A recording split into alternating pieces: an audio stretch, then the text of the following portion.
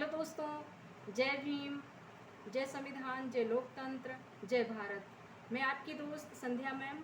आज मैं बात करूंगी कॉन्स्टिट्यूशंस आर्टिकल 264 पार्ट 12 कॉन्स्टिट्यूशंस भाग 12 वित्त संपत्ति संविदाएं और वाद।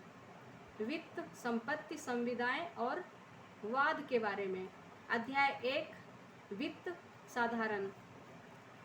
Part 12 finance property contracts and suits. Chapter 1 finance general. तो ठीक है दोस्तों, चले स्टार्ट करें। 264 आर्टिकल बताता है इसकी इंटरप्रिटेशन के बारे में, निर्वचन के बारे में। 264 आर्टिकल बताता है part 12 finance property contracts and suits. Chapter 1 finance general. Interpretation. 264 article says about interpretation. In this part, finance commission means a finance commission constituted under article 280. जो वित्त है, वित्त का जो जिक्र किया जाता है वो संविधान के अनुच्छेद 280 में, 280 में 280 आर्टिकल। तो 265 article says about taxes not to be imposed save by authority of law. क्या कहता है भारत क्या कहता है भारत का संविधान?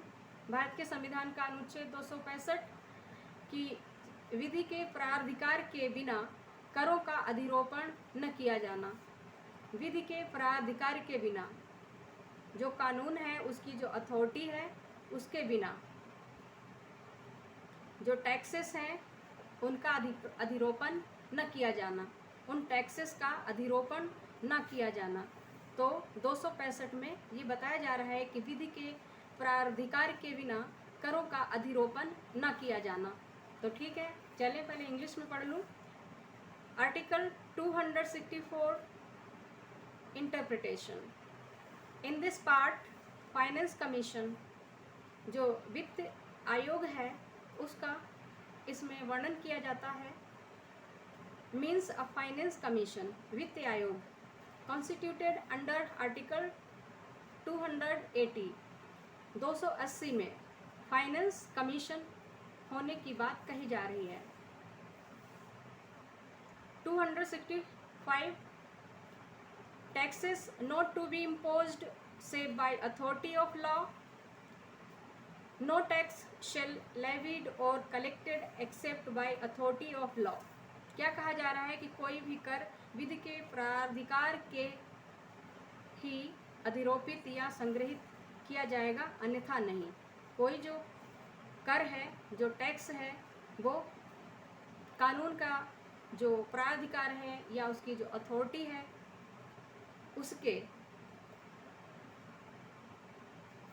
उसके अंडर ही अधिरोपित या संग्रहित किया जाएगा, अन्यथा नहीं। ये बात कही जा रही है। 265 article says taxes not to be imposed save by authority of law. No tax shall be levied or collected except by authority of law. जो अथॉरिटी ऑफ लॉ है, विधि का जो प्राधिकार है उसके बिना कलेक्ट या अधिग्रहित नहीं किया जाएगा, ये बात कही जा रही है। 266 article says about consolidated funds and public accounts of India end of the states. क्या कहा जा रहा है कि अनुच्छेद 266 कहता है भारत और राज्यों की जो संचित निधियां हैं और लोक लेखे, उनके बारे में बात कर रहा है। भारत और राज्यों की संचित निधियों और लोक लेखों के बारे में। तो ये क्या कहता है इंग्लिश में देख लेती हूँ। 266 article says about consolidated funds and public accounts of India and of the states. Number 1, subject to the provisions of Article 267 and to the provisions of the chapter with respect to the assignment of the whole or part of the net proceeds of certain taxes and duties to states, all revenues received by the Government of India. All revenues received by Government of India. All loans, जो loan है, all loans raised by the government by the issue of the treasury bills, loans or wage and means advanced, and all monies received by the government in payment of loans shall from one consolidated fund to be entitled. The Consolidated Fund of India and all revenues received by the Government of State. All loans raised by the government by the issue of treasury bills, loans or wage and advances, and all monies received by that government in payment of loans shall form one consolidated fund to be entitled the Consolidated Fund of the State. Number 2, all other public monies received by or on behalf of the Government of India or the Government of State shall be credited to the public accounts. Shall be credited to the public account of India or the public account of the states, as the case may be. Number 3, no monies out of the Consolidated Fund of India or the Consolidated Fund of State. No monies out of the Consolidated Fund of India or the Consolidated Fund of State shall be appropriated except in accordance with law and for the purposes and in the manner provided in this Constitution. अब मैं इसका हिंदी में पढ़ लेती हूँ. क्या कहा जा रहा है? संविधान का भाग 12 वित्त, संपत्ति, संविदाएं और वाद, अध्याय 1 वित्त साधारण, अनुच्छेद 264 निर्वचन के बारे में. अनुच्छेद 264 इसकी इंटरप्रिटेशन के बारे में जिक्र कर रहा है, वर्णन कर रहा है. इस भाग में वित्त आयोग से अनुच्छेद 280 के अधीन गठित वित्त आयोग अभिप्रेत है. यानी क्या कहा जा रहा है? जो संविधान के जो भाग 12 है उसमें अनुच्छेद 264 कहता है कि वित्त आयोग की स्थापना, वित्त आयोग का गठन के बारे में वर्णन कर रहा है. अनुच्छेद 265 विधि के प्राधिकार के बिना करों का अधिरोपण न किया जाना. जो कानून की जो अथॉरिटी है उसके बिना टैक्सेस का अधिरोपण या संग्रहण न किया जाना. कोई कर विधि के प्राधिकार से ही अधिरोपित या संग्रहित किया जाएगा, अन्यथा नहीं. ये बात साफ की जा रही है, गैर कानूनी तरीके से नहीं. अनुच्छेद 266 भारत और राज्यों की संचित निधियां और लोक लेखे. अनुच्छेद 266 भारत के और राज्यों की संचित निधियां. भारत और राज्यों की संचित निधियां और लोक लेखे. अनुच्छेद 267 के उपबंधों के नंबर 1, अनुच्छेद 267 के उपबंधों के तथा उन करों और शुल्कों के शुद्ध आगम पूर्णतः या भागतः राज्यों को सौंप दिए जाने के संबंध में इस अध्याय के उपबंधों के अधीन रहते हुए भारत सरकार को प्राप्त सभी राजस्व उस सरकार द्वारा हुंडियां निर्गमित उस सरकार के द्वारा हुंडियां निर्गमित निर्गमित करके उधार द्वारा या अर्थोपाय अग्रिमों द्वारा लिए गए सभी उधार और उधारों के प्रतिसंदाय में उस सरकार को प्राप्त सभी धनराशियों की एक संचित निधि बनेगी। क्या कहा जा रहा है? अनुच्छेद 1 अनुच्छेद 267 के उपबंधों के तथा उन करों और शुल्कों के शुद्ध आगम पूर्णतः या भागतः राज्यों को सौंप दिए जाने के संबंध में इस अध्याय के उपबंधों के अधीन रहते हुए भारत सरकार को प्राप्त सभी राजस्व, भारत सरकार को जो सभी राजस्व प्राप्त उस सरकार द्वारा हुंडियां निर्गमित करके उधार द्वारा या अर्थोपाय अग्रिमों द्वारा लिए गए सभी उधार और उधारों के प्रतिसंदाय में उस सरकार को प्राप्त सभी धनराशियों की एक संचित निधि बनेगी। कैसे संचित निधि बनेगी? उस सरकार द्वारा हुंडियों निर्गमित करके उधार द्वारा अर्थोपाय जो भारत सरकार को जो प्राप्त सभी जो राजस्व हैं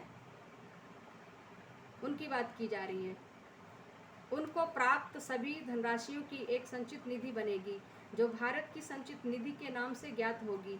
किसी राज्य सरकार को प्राप्त सभी राजस्व यानी भारत सरकार की जो संचित निधि के नाम से ज्ञात होगी और किसी राज्य सरकार यानी भारत सरकार की भारत की एक संचित निधि होगी और इसी तरह से राज्यों की भी राज्य सरकारों की भी एक संचित निधि होगी, उसकी बात की जा रही। भारत की संचित निधि के नाम से ज्ञात होगी किसी राज्य सरकार को प्राप्त सभी राजस्व उस सरकार द्वारा राज्य हुंडियां निर्गमित करके उधार द्वारा या अर्थोपाय अग्रिमों द्वारा लिए गए सभी उधार और उधारों की प्रतिसंदाय में उस सरकार को प्राप्त सभी धनराशियों की एक संचित निधि बनेगी जो राज्य की संचित निधि के नाम से ज्ञात होगी। क्लियर हुआ कुछ? नंबर 2, भारत सरकार या किसी राज्य सरकार द्वारा या उसकी ओर से प्राप्त सभी अन्य लोक धनराशियाँ यथास्थिति भारत के लोक लेखे में या राज्य के लोक लेखे में जमा की जाएंगी। क्या कहा जा रहा है? भारत सरकार या किसी राज्य सरकार द्वारा, भारत सरकार या किसी राज्य सरकार के द्वारा उसकी ओर से प्राप्त सभी अन्य लोक धनराशियाँ जो पब्लिक जो धनराशियाँ हैं उनकी बात की जा रही है। अन्य लोक धनराशियाँ यथास्थिति भारत के लोक लेखे में या राज्य के लोक लेखे में जमा की जाएंगी। नंबर 3, भारत की संचित निधि या राज्य की संचित निधि में से धनराशियाँ विधि के अनुसार तथा इस संविधान में उपबंधित प्रयोजनों के लिए और रीति से ही विनियोजित की जाएंगी, अन्यथा नहीं। क्या कहा जा रहा है कि जो भारत की संचित निधि या राज्य की संचित निधि यानी कंसोलिडेटेड फंड ऑफ इंडिया, इसी तरह से जैसे भारत सरकार की जो है कंसोलिडेटेड फंड ऑफ इंडिया उसको कहा जाता है और उसी तरह से राज्यों की कंसोलिडेटेड फंड ऑफ स्टेट्स, उसी तरह से उनकी भी अपनी अपनी निधियाँ होती हैं, धनराशि जमा करने की एक निधि होती है,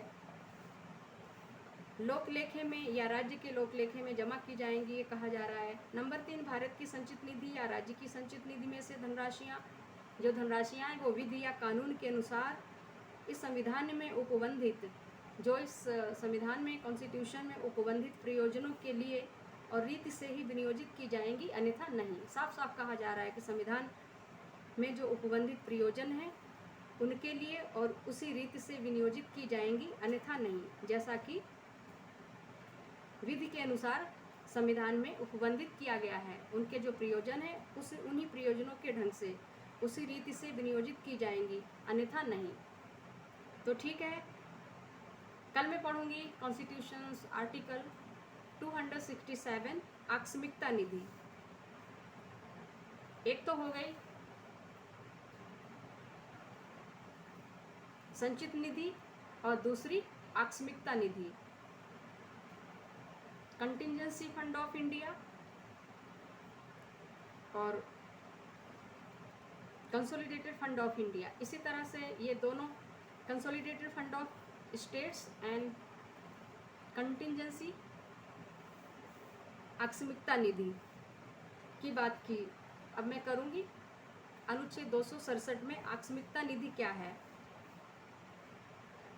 तो ठीक है दोस्तों, जय भीम, जय संविधान, जय लोकतंत्र, जय भारत। आज के लिए इतना ही। मैं मिलती हूँ नए अनुच्छेद के साथ। तब तक के लिए नमस्कार।